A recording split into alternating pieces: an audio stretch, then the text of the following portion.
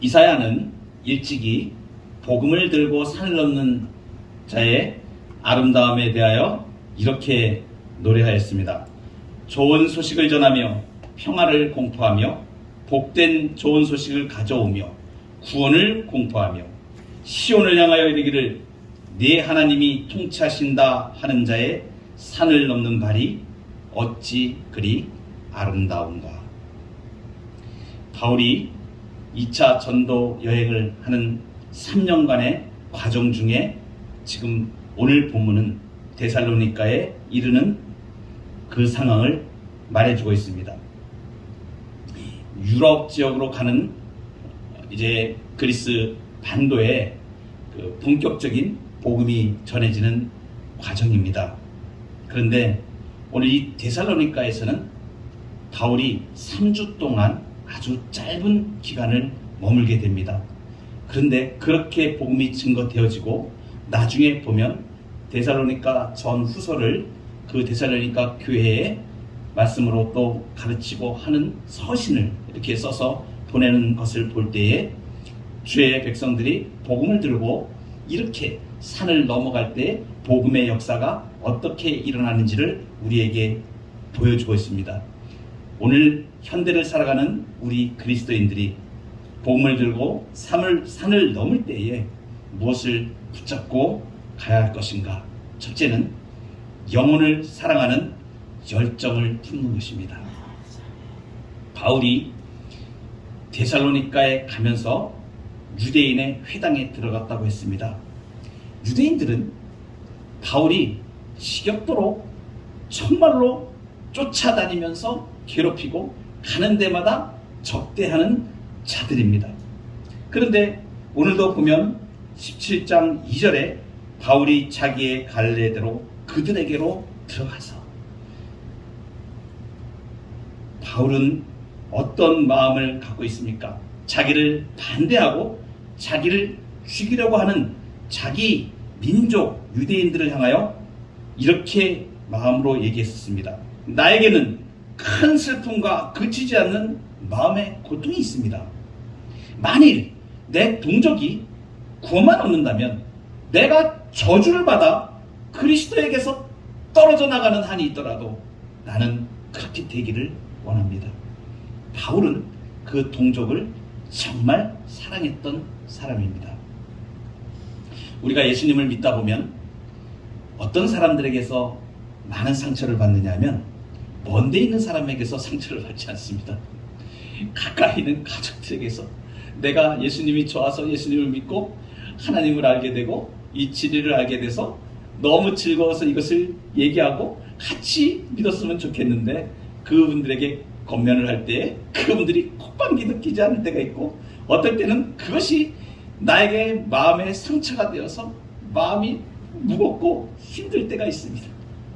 그리고 사랑하는 친구들에게 우리 예수님을 소개하고 복음을 얘기했을 때 잘 받아들이면 좋은데 대부분은 그냥 반응을 안 보이는 경우가 많습니다. 그래서 우리가 사람들을 부딪히면서 복음에 대하여 얘기하고 전도를 할 때에 그 부딪히는 것을 가지고 마음에 힘들어지고 그래서 내가 다시 너한테 얘기하나 봐라 이런 마음이 들 때도 어떨 때는 있습니다. 그런데 오늘 바울은 그렇게 집요하게 반대하고 자기를 적대하고 그 자기의 동족들을 향하여 그들이 하나님을 바로 알지 못하고 예수 그리스도를 알지 못한 사실을 안타까워하며 그들의 영혼을 정말 사랑하였습니다. 여러분, 우리는 우리 주변의 영혼들을 향해서 어떤 마음을 갖고 있습니까? 내 가족들, 내 친척들, 내 가까운 친구, 내 가까이 지내는 이 사람들, 이들은 아직 예수님을 만나지 못한 그러한 사람들이 많이 있습니다. 그 영혼들을 향하여 어느 정도의 안타까움이 있으십니까? 여러분, 영혼을 사랑하는 것은 내가 그냥 사랑해야지 이렇게 해가지고 사랑이 되어지진 않습니다. 그런데 제가 해보니까 그 영혼들을 놓고 기도할 때 사랑하는 마음이 생깁니다. 그 영혼들이 내 사랑하는 그 사람이 복음을 아직 알지 못하고 나는 이렇게 정말 사랑하는 내 하나님을 만나고 그 예수님과 동행하는 그 복된 풍성한 삶 가운데 살아가고 있는데 그들을 위하여 기도할 때는 정말로 안타까운 마음이 일어나게 됩니다. 사랑하는 사람들을 위하여 기도할 수 있어야 됩니다. 그들의 영혼을 향하여 기도할 때에 그들을 사랑하는 마음이 불러 일으켜지게 되는 것입니다. 사랑하는 사람들, 이 사람들이 전도 대상자인 것입니다. 혹자들은 이런 얘기를 하는 사람도 있습니다. 하나님이 선택하신 사람은 다 정해져 있다 그러는데 굳이 내가 그 사람들을 위해서 영혼을 사랑하고 굳이 하나님을 소개할 필요가 뭐가 있습니까? 이미 선택받은 사람들은 다 구원받는 것 아닙니까? 하나는 알고 둘을 모르는 얘기입니다. 하나님은 작정하시고 인간에게는 책임이 있습니다. 하나님께서는 하나님의 택한 백성들을 무엇을 통하여 구원하시기를 좋아하시냐 하면 전도의 미련한 방법으로 그 사람들을 구원하기로 작정하신 것입니다. 그래서 우리가 하나님 앞에 기도하고 특별히 믿는 사람들은 우리의 주변에 붙여진 사람들을 그 사람이 하나님의 택한 백성이라는 믿음을 가지고 그 영혼을 위하여 기도할 수 있어야 됩니다. 그것은 하나님의 영역이니까 내가 알지 못하는 것이다. 그렇지 않습니다. 하나님께서 그들을 택하셨다고 하는 믿음과 확신을 가지고 기도하면 그 영혼을 향한 열정이 불러일으켜지고 그리고 전도의 미련한 방법을 통하여 하나님은 그들을 구원하기를 기뻐하십니다. 이것을 잊지 마시기 바랍니다. 내게 붙여진 그 사람은 그들을 전도하기 위하여 하나님께서 선택하시고 나의 기도를 통하여서 하나님께서 복음의 접점을 만드시고 하나님의 구원의 때에 그들을 믿음으로 구원해 내십니다. 두 번째는 우리가 복음을 두고 산을 넘을 때에 말씀의 능력을 믿어야 됩니다. 사람의 힘으로 되는 것이 아니라는 것을 말씀해 주십니다. 오늘 17장 2절에 보니까 바울이 새 안식일에 성경을 가지고 강론하며 했습니다. 성경을 가지고 강론했다. 그것은 하나님의 말씀을 말하는 것입니다. 3절에 보니까 뜻을 풀어 그리스도가 해를 받고 죽은 자 가운데서 다시 살아나야 할 것을 증언하고 이르되 내가 너희에게 전하는 이 예수가 곧 그리스도라 하니 예수가 그리스도시다. 예수가 구원자시다. 유대인들은 메시아 사상을 가지고 있었습니다. 하나님께서 자기들을 구원할 구원자를 메시아라고 얘기하는데 헬라말로는 그리스도라고 합니다. 구원자라는 뜻입니다. 이 구원자가 하나님께서 예배하실 것이라는 그것을 유대인들은 믿고 있었습니다. 그런데 그 그리스도가 어떤 모습으로 올 것을 예상했냐면 정말 천지를 개벽하면서 온 땅의 왕으로 모든 사람이 그렇게 알 수 있도록 화려하게 그렇게 멋있게 그렇게 완전하게 자기들이 우리 왕이십니다 라는 것을 확인하고 알 수 있을 정도로 그렇게 오실 거라고 기대하고 있었습니다. 그런데 예수님은 이 땅에 성육신하여 오실 때에 만왕의 왕으로 오셨는데 그렇게 사람들이 알아보고 자기들이 정치적으로 생각하고 자기들이 생각했던 군주처럼 그렇게 올 모습이 아니라 예수님은 자신을 버려 십자가에 이제 자신을 못 박아서 영원한 생명을 인류에게 주실 믿는 자에게 영원한 생명을 주실 그러한 모습으로 이미 섬기는 자로 오셨습니다. 그래서 내가 온 것은 내가 섬김을 받으려 함이 아니라 섬기려 함이라고 주님 말씀하셨습니다. 자신을 찢어 이제 십자가에 주시기 위하여 오신 분이신 것입니다. 베레아에 가서도 바울이 말씀을 증거할 때에 간절한 마음으로 말씀을 받고 이것이 그러한가요? 날마다 성경을 상고했다고 오늘 11절에 말씀하고 있습니다. 사랑하는 성도 여러분, 세상을 살아가면서 사람들을 만나고 가족들을 만나고 친구들을 만나고 이웃을 만나고 그렇게 만날 때에 무슨 말씀을 많이 하십니까? 한번 생각해 보시기 바랍니다. 때로는 우리나라 사람들의 대부분의 만남에서 이루어지는 대화를 살펴보면 정치 이야기가 1번입니다. 그래서 특히 대통령을 뽑을 때나 국회의원 선거가 있을 때나 지방선거가 있을 때에는 자신의 입장을 표명하면서 이 사람이 되어야 된다, 이렇게 많은 열을 내면서 얘기하기도 합니다. 그리고 자신의 정치적인 신념들을 얘기하기도 합니다. 그래서 정치 시즌이 되어지면, 선거 시즌이 되어지면 정말 정치에 달관한 사람들이 엄청 많습니다. 저는 정치에 대해서 문외한이라 그 사람들 얘기를 옆에서 들을 때면 야, 저런 일도 있구나, 저런 일도 있구나, 그렇게 생각이 듭니다. 그런데 여러분 그거 아십니까? 그렇게 말하는 것의 70% 이상이 진실과는 거리가 먼 거짓된 얘기들이 많다는 거 아십니까?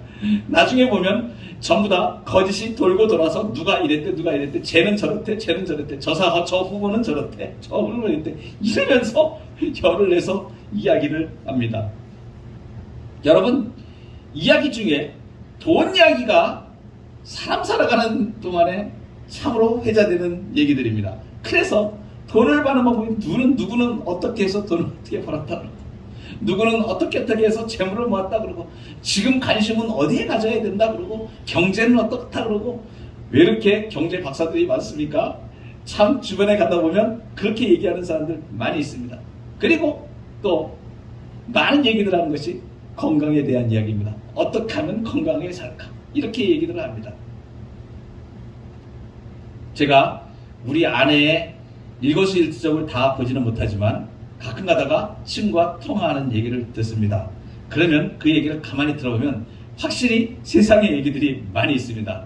먹고 사는 문제, 자녀 교육 문제, 그리고 어떻게 하면 건강에 대한 문제. 누가 무슨 아프다 그러면 그거는 어떻게 뭘 어떻게 해야 되고 어떻게 되고, 또 마음 아픈 얘기들을 듣습니다. 투자가 실패했다는 얘기도 들을 수가 있고, 별 얘기를 다 듣게 됩니다. 정치 이야기, 돈 이야기, 건강 이야기. 그런데 여러분, 하나님의 이야기는 해보셨습니까?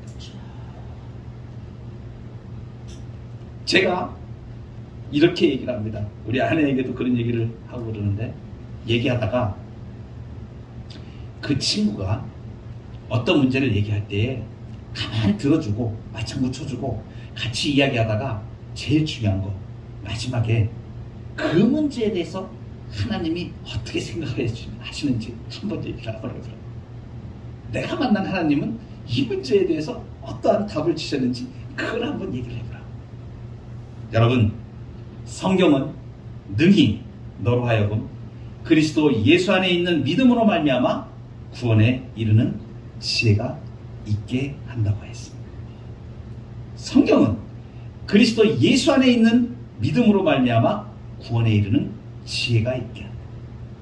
하나님을 얘기하시기 바랍니다. 아멘. 삶에 대한 얘기를 많이 하셔도 좋습니다. 건강에 대한 얘기 좋습니다. 돈에 대한 얘기 좋습니다. 그런데 그것 위에 어떻게 하나님이 내 건강을 지켜오셨고, 어떻게 하나님이 내 물질을 관여하셔서 나를 승리케 해오셨고, 어떻게 그 돈 문제에 대하여 하나님이 나를 이끌어 오셨는지를 말씀하시기 바랍니다. 할렐루야. 그럴 때 그들이 몰랐던 하나님을 알게 되고, 자신도 나도 그렇게 하나님을 믿어도 되겠구나 하는 마음의 생각이 들어가게 되는데, 거기에 더하여 말씀을 준비했다가 말씀을 한마디씩 해주십시오. 이 그리스도 예수 안에 있는 믿음으로 말미암아 구원에 이르는 지혜가 있게 하는 하나님의 말씀입니다. 잠언 말씀도 괜찮고, 뚜렷하게 완전하게 복음을 딱 제시할 수 있는 그런 상황이 아니더라도 그 사람의 위기에 처해 내 친구가 지금 어떠한 문제에 있는데 이 친구에게 내가 하나님의 어떤 말씀을 줄까? 와서 말씀을 묵상하다가 이 친구에게 필요한 위로의 말씀, 이 말씀. 예수는 생명. 야, 나는 지금 인생을 살아가는데 정말 어떻게 살아야 될지 길을 잘 모르겠어. 내가 길을 얘기해 줄게. 예수님이 이렇게 말씀하셨어. 나는 길이요 진리요 생명이니. 이렇게 말씀해 줘. 여러분, 놀라운 게 무엇이냐면 이렇게 하나님의 말씀이 전해질 때에 하나님께서 역사하시는 거예요. 그 심령 가운데, 그 말씀을 받는 심령 가운데 하나님께서, 성령께서 그 마음을 감동하여 역사하십니다. 이것이 말씀의 능력인 것입니다. 그래서 우리가 복음을 들고 산을 넘을 때의 말씀의 능력을 믿고 나아가는 것입니다. 마지막으로 우리가 복음을 들고 산을 넘을 때 갈등을 두려워하지 마시기 바랍니다. 여러분, 갈등이 생깁니다. 오늘 본문에 보면 데살로니가에서 복음을 전하는데 이러한 일이 일어났습니다. 17장 4절에 보면 그 중에 어떤 사람 곧 경건한 헬라인의 큰 무리와 적지 않은 귀부인도 권함을 받고 바울과 실라를 따른다고 하였습니다. 그러나 바로 그 뒷부분에 5절에 보면 그러나 유대인들은 시기하여 두 가지 현상이 일어납니다. 경건한 헬라인의 큰 무리와 적지 않은 귀부인도 권함을 받아서 바울과 실라로 복음을 받아들인 것입니다.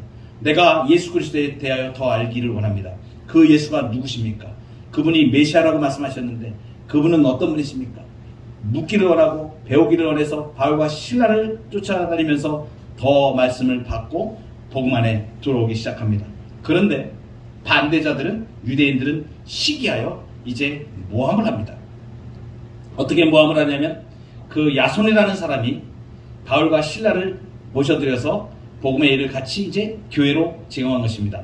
추정컨대는 데살로니가 교회는 이 사람의 집을 통해서 가정교회로 출발하는 것으로 추정할 수가 있습니다. 이렇게 지역으로 갔을 때에 바울과 실라를 영접하여서 집에 머물게 하면서 복음의 일들을, 예수 그리스도의 복음을 증거하는 일을 같이 협력한 사람들이 초대 교회, 이 데살로니 교회의 멤버들일 것으로 생각이 되어집니다. 그런데 이 유대인들이 야손의 집에 있다는 것을 알고 야손의 집에 쫓아와가지고 바울과 실라를 잡으려고 합니다. 그런데 찾아도 찾지를 못하니까 이 집을 제공하고 바울과 실라를 이렇게 모셨던 이 야손과 그의 형제들을 끌고 갑니다. 읍장한테 끌고 가가지고 고소를 합니다. 고소를 하는데 고소하는 내용이 정말로 완전히 이 사람들은 역적이다 이렇게 몰아서 얘기를 하는 거예요. 가이사가 우리 황제, 로마 황제, 당시에 로마 황제 아닙니까? 가이사가 로마 황제인데 황제가 따로 있다, 왕이 따로 있다, 임금이 따로 있다, 예수가 자기 임금이라고 하는 자들이다, 이렇게 몰아세워서 역적, 반역죄로 몰고 가려고 읍장들에게 고소를 하게 됩니다. 여러분, 얼마나 마음이 힘들고 어려운 상황들입니까? 갈등이 일어나고 적대자들이 일어나고 정말 복음을 전하다 보면 우리도 그렇습니다. 친하던 사람이 갑자기 안색이 변화해서 예수님 얘기만 하면 너하고 이제 친구 안 해 막 이런 사람도 있고, 예수 얘기를 하면 또 그 얘기하냐고 이런 사람도 있고, 별의별 사람들 다 있습니다. 그러나 우리가 그런 갈등을 두려워하지 말아야 합니다. 여러분, 반대를 두려워하며 적대를 두려워하는 마음이 누구에게나 우리 있을 수 있습니다. 영적 전쟁에서 그러한 일들이 일어날 때에 믿는 사람들의 마음을 위축시키고 힘들게 만드는 일들이 반드시 일어날 수 있습니다. 저는 처음에 전도를 할 때는, 제가 나가서 현장에서 전도를 할 때는 처음에는 우리가 이런 생각을 하죠. 내가 복음을 전하고 내가 만난 예수님을 소개해서 정말 이 놀라운 복, 이 행복한 이 기쁨과 이 죄에서 해방된 영원한 생명을 얻은 이 놀라운 기쁨을 같이 얘기하고 하는데, 갑자기 이 친구가 얼굴이 정색이 되어서 그런 얘기 하려면 나 만나지 마 이렇게 얘기할 때는 얼마나 마음이 위축되어집니까? 처음에는 저도 복음을 들고 전도의 현장에 나가서 전도할 때 그런 일들을 많이 부딪혔습니다. 그러다 보면 마음이 위축이 돼요. 실망이 되고 힘이 빠집니다. 왜요? 내가 복음을 전하면 이 친구도 정말 그 복음을 잘 받아서 같은 마음으로 다 응해주려고 생각을 했는데 막상 전도를 하면 거절당하고 문전박대를 당하고 들어오지도 못하게 하고 거리에서는 이상한 사람 취급하고 이렇게 합니다. 그런데 조금 더 전도를 하다 보면 그 사람들을 향한 영혼의 열정이 더 살아나며 하나님께서 내게 주시는 복과 은혜를 더 경험하고 누리게 되어집니다. 열왕기하 6장에 보면 아람 군대가 이제 쳐들어왔습니다. 엘리사 선지자가 그 당시에 있었는데 그의 종이 그 아람 군대가 몰려온 것을 보고 겁이 나서 말합니다. 아, 네 주여, 어찌하리이까? 그럴 때 엘리사 선지자가 이 종에게 얘기합니다. 두려워하지 말라. 우리와 함께한 자가 그들과 함께한 자보다 많다. 여러분, 복음의 현장에는 하나님이 함께 하십니다. 그러니까 사람과 그들로부터 일어나는 적대한 일들과 그러한 일들은 겁을 낼 필요가 전혀 없는 것입니다.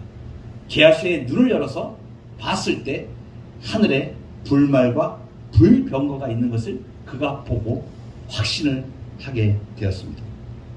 영적 전쟁을 두려워하지 말고, 우리가 소동을 두려워하지 말고, 하나님이 우리와 함께 계심을 믿고 하나님께서 보호하심을 믿고 그러한 모든 갈등과 이러한 부분을 넘어서서 하나님의 역사가 일어나게 되는 것을 보십시오.